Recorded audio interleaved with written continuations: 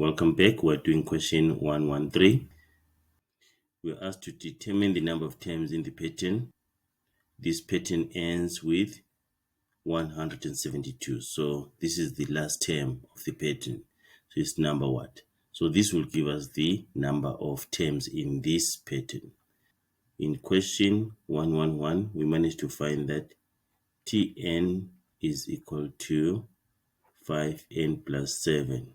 So 172 is term number what? We substitute 172 here. We say 172 is equal to 5n plus 7.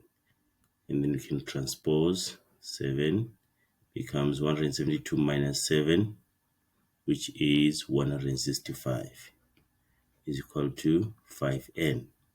Right, and then we divide by 5 on both sides of the equation.